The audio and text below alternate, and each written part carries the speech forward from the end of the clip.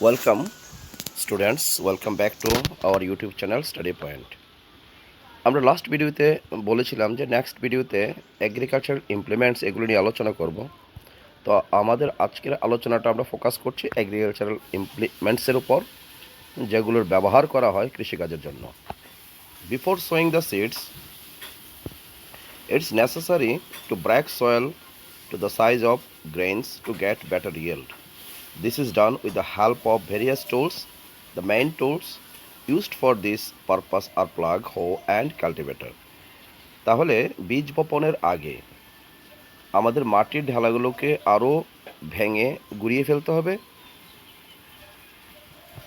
এবং এই কাজটা করার জন্য বিভিন্ন ধরনের যন্ত্রপাতি ব্যবহার করা হয়। তোমরা হয়তো দেখেছো মাঠে যখন কৃষকরা ফসল ফলায় অনেক ধরনের যন্ত্রপাতি কিন্তু তারা ব্যবহার করেন। তো এই যন্ত্রপাতিগুলোর মধ্যে যে মুখ্যত হচ্ছে কি লাঙ্গল, নিড়ানি, কাল্টিভেটর ইত্যাদি। এবার চলো জেনে নেই লাঙ্গল সম্পর্কে। Plough, this is being used since ancient times. বহুত কাল আগ থেকে কিন্তু লাঙ্গলের ব্যবহার হচ্ছে। For tilling the soil, adding fertiliser to crops, removing the weeds and scraping of soil extra. এই সমস্ত কারণের জন্য লাঙ্গলটা ব্যবহার করা হয়। আগাছা নির্মূল করার, তুলে ফেলার জন্য, শস্যে সার প্রয়োগের জন্য, মাটিকে উলট পালট করার জন্য আমরা লাঙ্গলের ব্যবহার করি। আর এটা অধুনা হচ্ছে এমনটা নয়, কিন্তু এখনই হচ্ছে না এমন নয়, এটা বহুকাল আগে থেকেই এই প্র্যাকটিসটা চলে আসছে। This implement is made of wood and is drawn by a pair of bulls or other animals. It contains a strong triangular iron strip called plug shear. The main part of plug is a long log of wood which is called plug shaft. There is a handle at one end of the shaft. The other end is attached to a beam which is placed on the bull's neck. One pair of bolts and a man can easily operate the plug. তাহলে কি হলো, আমরা আগে প্লাগের ছবিটা একবার দেখে নিই। এই হচ্ছে লাঙ্গলের ছবি, প্লাগ, এবং তার পাশে যে স্পেসিফিক শুধু লাঙ্গলের ছবিটা দেওয়া হয়েছে এবং তার বিভিন্ন পার্টগুলোকে কিন্তু আইডেন্টিফাই করে দেওয়া হয়েছে। তোমরা দেখতে পাচ্ছ প্লাগ শেয়ার কোনটাকে বলা হয়, প্লাগ শাফট কোনটাকে বলা হয়, এবং এই হচ্ছে বিম, যেটা দুটো সারের ঘাড়ে প্লেস করা হয়েছে। এর সাথে লাঙ্গলটাকে জুড়ে দেওয়া হয়। এবার সার এগিয়ে চলে, তার সাথে সাথে লাঙ্গলটা এগিয়ে চলে, এবং এটাকে কন্ট্রোল করার জন্য একজন লোক থাকা প্রয়োজন। তাহলে দুটো সার এবং একজন লোক, মানে দুটো প্রাণী, অ্যানিম্যাল, আর একজন লোক থাকলে লাঙ্গলের ব্যবহার যথাযথভাবে করা সম্ভব। এবার আমরা জেনে নিই হো কি, নিড়ানি কি। ঠিক আছে, এটাও কিন্তু খুব একটা গুরুত্বপূর্ণ একটা টুল, যেটা আমাদের কৃষিকাজে বহুল ব্যবহৃত হয়। It is a simple tool which is used for removing weeds. তাহলে কিসের জন্য ব্যবহার করা হয়? উইডগুলোকে রিমুভ করার জন্য ক্রপ ফিল্ড থেকে, ফর লোজেনিং দ্য সয়েল, এবং মাটিটাকে আরও হালকা করে নেওয়ার জন্য, লুজ করার জন্য। It has a long rod of wood or iron, a strong broad and bent plate of iron is fixed to one of its end. ঠিক আছে, and works like a blade. It is pulled by animal. তাহলে আমরা বুঝতে পারলাম যে নিড়ানি কি, নিড়ানির ব্যবহারটা বুঝতে পেরেছি। নিড়ানির ব্যবহারটা কেন করা হয়, যে আমাদের যে ক্রপ ফিল্ড আছে এর থেকে আগাছাগুলোকে তুলে ফেলার জন্য এবং মাটিটাকে আরও লুজ করার জন্য আমরা নিড়ানির ব্যবহার করি। তারপর যে এগ্রিকালচারাল ইমপ্লিমেন্টটা আমরা ব্যবহার করি সেটা হচ্ছে cultivator. Nowadays ploughing is done by tractor driven cultivator. The use of cultivator saves labour and time. তো আমরা কাল্টিভেটরকে আমরা ব্যবহার করে আজকাল বর্তমানে যেটা করি আমরা, সেটা ট্রাক্টরের দ্বারাই আমরা করি, এবং এতে করে কি হয়, অনেকটা ম্যানুয়াল লেবার কম প্রয়োজন পড়ে এবং সময়টাও অনেকটা বেঁচে যায়। এবার আমরা দেখে নেব যে বীজ কী করে বপন করা হয়? Sewing is the most important part of crop production. বীজ বপন খুবই গুরুত্বপূর্ণ একটা অংশ কৃষিকাজের জন্য, শস্য উৎপাদনের জন্য। Before sewing, good quality seeds are selected. Good quality seeds are clean and healthy seeds of good variety. Farmers prefer to use seeds which give a high yield. স্বাভাবিক, প্রত্যেকটা কৃষক সেটাই চাইবে যে ভালো কোয়ালিটির বীজ যেন ব্যবহার করা হয়, এতে করে উৎপাদন ভালো হবে। এবং এই বীজ নির্বাচনটা কিন্তু খুবই গুরুত্বপূর্ণ কৃষিকাজের জন্য। একটা অ্যাক্টিভিটি করা যেতে পারে, তোমাদের বাড়ি ঘরে একটা বাকেট নিয়ে তাতে তুমি অর্ধেক জল পূর্ণ করো।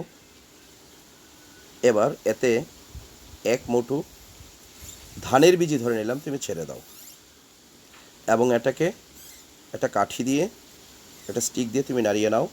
দেখবে কিছু বীজ জলের মানে বালতির তলায় পড়ে গেছে এবং কিছু বীজ ভেসে আছে। এটা কেন এমনটা হয়?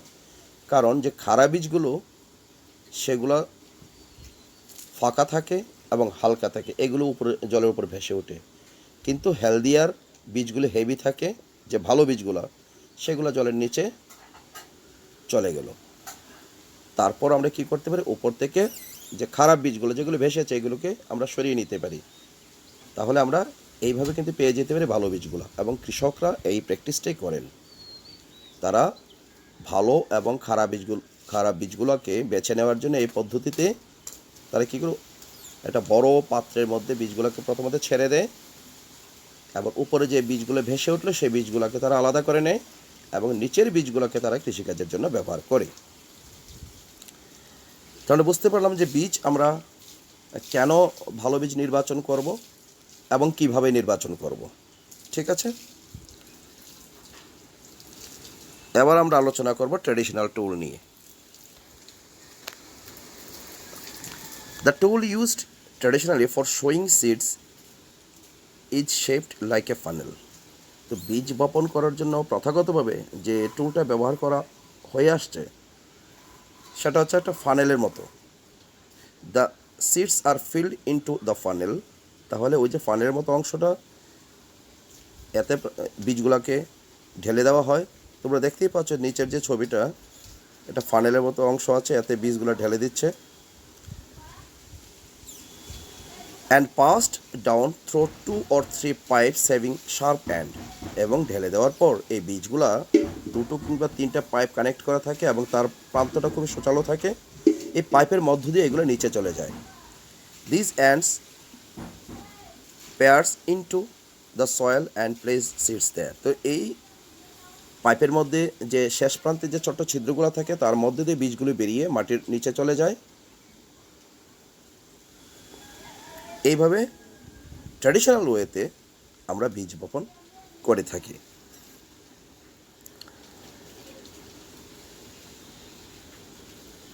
আরেকটা যন্ত্র কিন্তু আমরা ব্যবহার করি, seed drill. Nowadays, seeds drill is used for sowing with the help of tractor. This tool shows the seeds uniformly at proper distance. এই যন্ত্রটা ব্যবহার করে যখন আমরা বীজ বপন করি, তো বীজগুলোকে একটা প্রপার ডিস্টেন্স, একটা সঠিক দূরত্ব মান্য করে বীজগুলোকে পোতা হয়। অ্যান্ড ড্যাপস, এবং শুধু দূরত্বই যথেষ্ট নয়, এবং মাটির কতটুকু গভীরে বীজগুলো প্রথিত হবে সেটাও প্রপার ওয়েতে সিড ড্রিলের মাধ্যমে করা হয়ে থাকে। It ensures that seeds get covered by the soil after sowing. এই যন্ত্রটা আরেকটা গুরুত্বপূর্ণ বিষয়, যেটা শুধু যে মাটির মধ্যে বীজগুলোকে পোতা হলো, বপন করলে যে এটাই যথেষ্ট না, মাটিটাকে আবার মাটি দিয়ে কভারও করে দেওয়া হয় বীজগুলোকে। This prevent damage caused by birds. এতে করে হয় কি, যদি বীজগুলোকে উপর থেকে দেখা যায় তাহলে পাখিরা বীজগুলোকে খেয়ে নিতে পারে। তো এইভাবে মাটি দিয়ে ঢেকে দেওয়ার ফলে বীজগুলা পাখির দ্বারা নষ্ট হওয়ার সম্ভাবনা থাকে না। Sowing by using a seed drill saves time and labour. নিঃসন্দেহে এই যন্ত্রটা ব্যবহার করার ফলে অনেকটা ম্যানুয়াল লেবার আমাদের কমে গেল এবং আমাদের অনেকটা সময়ও কিন্তু সাশ্রয় হয়।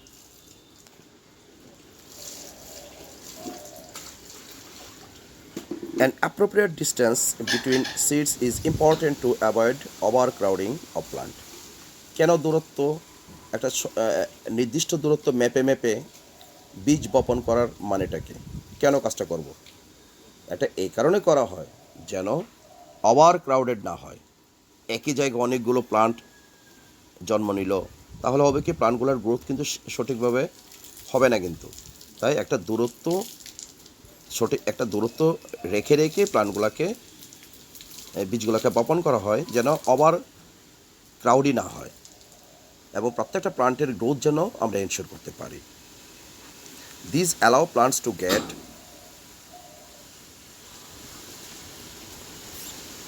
Sufficient sunlight, nutrients and water from the soil. আর এটা করার পর ফলে হচ্ছেটা কি, যে প্রত্যেকটা প্লান্ট যথেষ্ট সানলাইটও পেতে পারে, নিউট্রিয়েন্টও পাবে এবং জলও কিন্তু সয়েল থেকে অ্যাবজর্ব করতে পারবে। Sometimes a few plants have to B removed to prevent over crowding.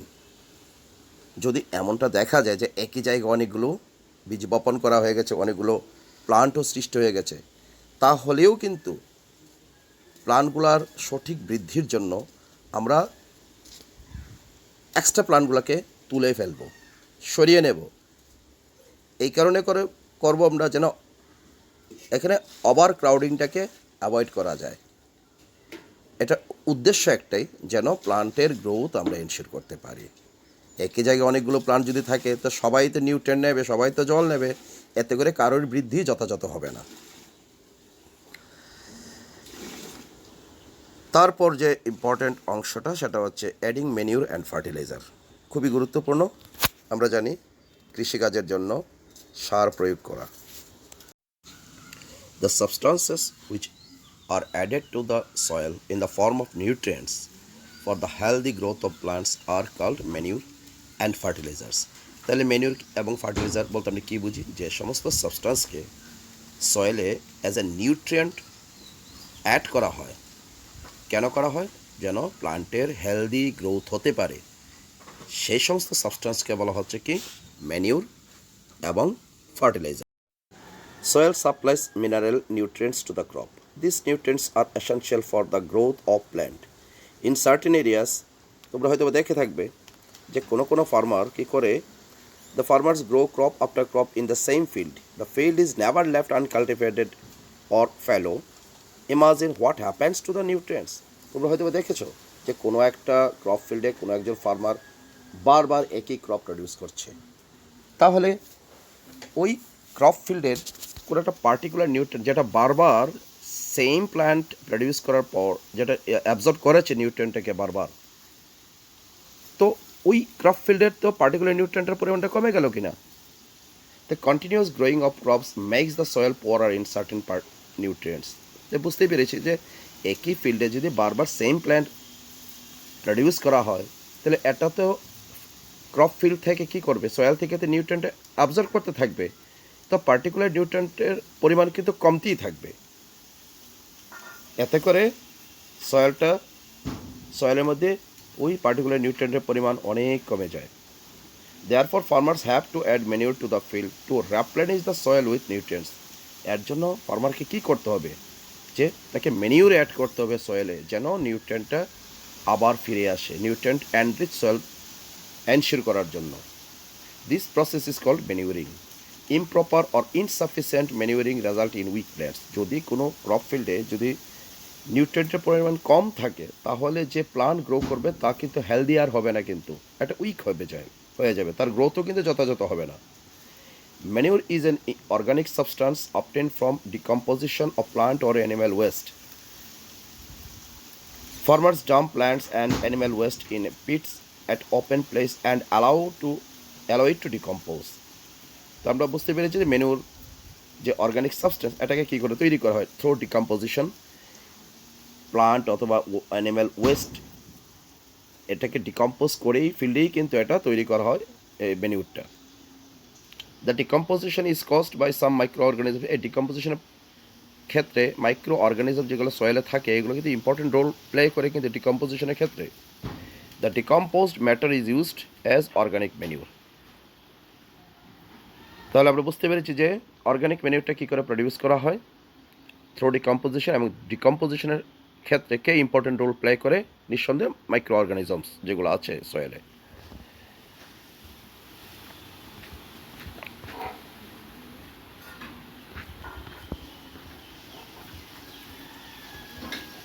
The use of fertilizers has helped farmers to get better yield of crops such as wheat, paddy. But excessive use of fertilizer has made the soil less fertile. এবার আমরা মেনুর সম্পর্কে জেনেছি, এবার আমরা জানবো fertiliser সম্পর্কে। Fertiliser কি? ফার্টিলাইজার হচ্ছে একটা কেমিক্যাল সাবস্টেন্স। তো মেনুটা ছিল কি? অর্গানিক সাবস্টেন্স, আর ফার্টিলাইজার হচ্ছে কি? Chemical substance which are rich in a particular nutrient. Fertilizer are produced in factories. তাহলে মেনিউরটা তৈরি করেছিল ফার্মার নিজেই, যেখানে ইম্পর্টেন্ট রোল প্লে করেছিল মাইক্রো অর্গানিজমসগুলো। আর কিন্তু ফার্টিলাইজার ফ্যাক্টরিতে প্রডিউস করা হয়। Some examples of fertilizers are urea, ammonium sulphate, super phosphate, potash, NPK অর্থাৎ নাইট্রোজেন, ফসফরাস, পটাশিয়াম, এগুলো হচ্ছে ফার্টিলাইজারের এক্সাম্পল। তাহলে এবার যদি প্রশ্নকর্তা যদি এমন কোনো প্রশ্ন পুট করে তোমাদের জন্য যে হ্যাঁ এই ম্যানিউর আর ফার্টিলাইজারের মধ্যে পার্থক্য কী আছে এবং এদের এক্সাম্পলই বা কী, তোমরা কিন্তু গুছিয়ে লিখতে পারবে।